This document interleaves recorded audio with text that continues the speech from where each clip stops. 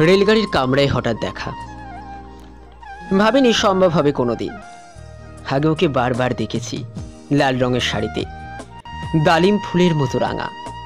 আজ পড়েছে কালো রেশমের কাপড়, আঁচল তুলেছে মাথায়, দোলন চাপার মতন চিকন গৌর মুখখানি ঘিরে।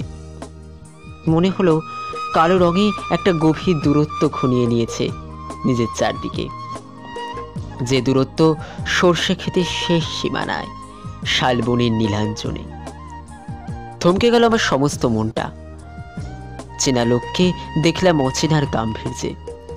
হঠাৎ খবরের কাগজ ফেলে দিয়ে আমাকে করলে নমস্কার। সমাজবিধির পথ গেল খুলে, আলাপ করলাম শুরু। কেমন আছো, কেমন চলছে সংসার ইত্যাদি।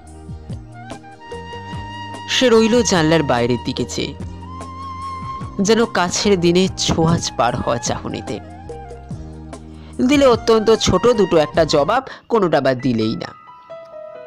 বুঝিয়ে দিলে হাতের অস্থিরতায়। কেন এসব কথা? এর চেয়ে অনেক ভালো চুপ করে থাকা। আমি ছিলাম অন্য বেঞ্চিতে ওর সাথীদের সঙ্গে। একসময় আঙুল নেড়ে জানালে কাছে আসতে। মনে হলো কম সাহস নয়। বসলো মোর এক বেঞ্চিতে। গাড়ির আওয়াজের আড়ালে বললে মৃদু স্বরে, কিছু মনে করো না। সময় কোথা সময় নষ্ট করবার? আমাকে নামতে হবে পরের স্টেশনে। দূরে যাবে তুমি, দেখা হবে না আর কোনো দিনই। তাই যে প্রশ্নটার জবাব এতকাল থেমে গেছে, শুনবো তোমার মুখে। সত্য করে বলবে তো?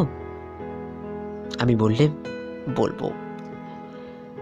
বাইরের আকাশের দিকে তাকিয়ে শুধালো, আমাদের গেছে যেদিন একেবারেই কি গেছে? কিছুই কি নেই বাকি? একটুকু রইলাম চুপ করে।